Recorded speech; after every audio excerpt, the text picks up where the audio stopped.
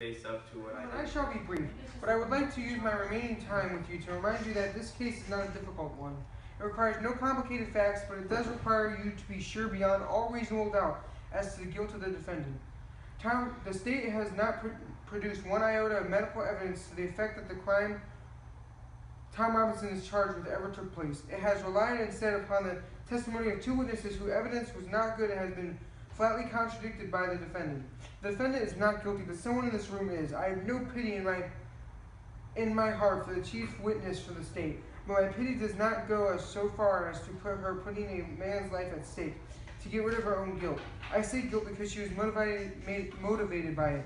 Mayella has committed no crime, but Mr. Ewell has. She has broken a rigid and time-honored code of our society, but that is so severe that whoever breaks it is hounded from our midst as unfit to live with.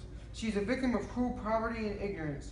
She is white. Mayella knew full well of the enormity of her offense, but because her desires were stronger than the code she was breaking, she persisted in breaking it.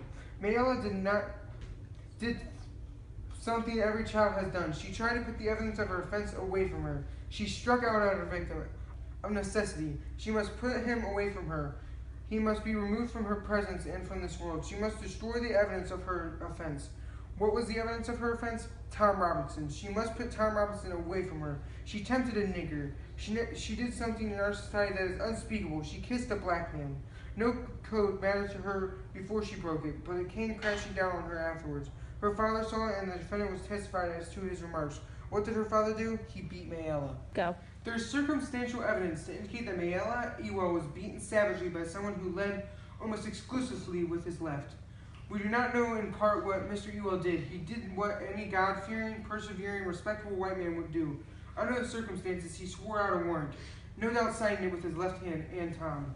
Tom Robinson now sits before you, having taken the oath with the only good hand he possesses, his right hand, and so a quiet, respectable, humble Negro who had unmitigated temerity to feel sorry for a white woman who has to put his word against two white peoples. The witnesses for the state have presented themselves to you, gentlemen, to this court, in the confidence that their testimony would be doubted, confident that you gentlemen would go along with the assumption that all Negroes lie, that all Negroes are basically immoral beings, and that all Negro men are not to be trusted around our women, an assumption one associates with minds of their caliber, which, gentlemen, we know is in itself a lie as black as Tom Robinson's skin. A lie I do not have to point out to you. You know the truth, and the truth is some Negroes lie, some Negroes are immoral, some Negro men are not to be trusted around women black or white. This is the truth that applies to the human race and to no particular race of men. This is not a person in this courtroom who has never told a lie, who has never done any moral thing, and there's no man living who has never looked upon a woman without desire.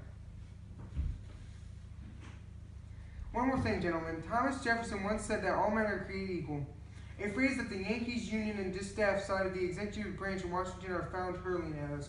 There's a tendency in this year of grace, 1935, for certain people to use this phrase out of context, to satisfy all conditions. The most ridiculous example I can think of is that the people who run public education promote the stupid and idle along with the industrious because all men are created equal. Educators will gravely tell you that children left behind suffer terrible feelings of inferiority. We know all men were not created equal in a sense, since some people would have us believe some born with it. Some men make more money than others. Some ladies make better cakes than others. Some people are born gifted beyond the normal scope of most men. There is one way in which all men are created equal. There is one human institute that makes it Popper the equal of Rockefeller, the stupid man the equal of an Einstein, and the ignorant man the equal of any college president. That institute, gentlemen, is a court. It can be the Supreme Court of the United States or the humblest JP court in the land, or this honorable court which you serve. Our courts have their faults, as does any human institution, but in this country our courts are the great levelers, and in our courts all men are created equal. I am no idealist to believe firmly in the integrity of our courts and the jury system. That is no ideal to me. It is a living, working reality. A court is no better than each man of you sitting before me on the jury.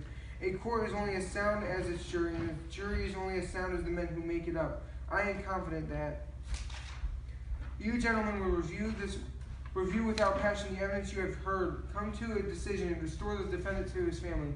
In the name of God, do your duty. The court will come to order. The jury find Tom Robinson. After the trial, Atticus became great friends with the African American community in Macomb County.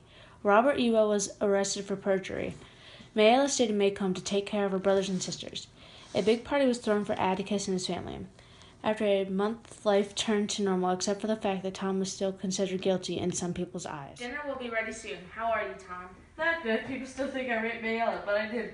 Yeah, I know, Tom, and soon they will find that out too. But for now, just be happy that Mr. Ewell is locked away and can't hurt any of us. You also made history and gave the blacks more hope. The food smells delicious, Calpurnia. Yes, it does. Thank you. I add a special ingredient. Well, it smells great, and it probably tastes great. Atticus, you have hired the right person for the job. Yeah, she also handles the kids really well, which I appreciate. Tom, do you ever pass by the Ewell's place and see Mayella? No, I try to avoid that place as much as I can. Do you think she will call your names? No, but I put her dad in jail. Soon this will pass over, I promise. At least you have us in your black community. Yeah, you guys have been very helpful. Thank you. It's no problem. We would do it for anybody with the right causes. The food should be cool now. Let's eat.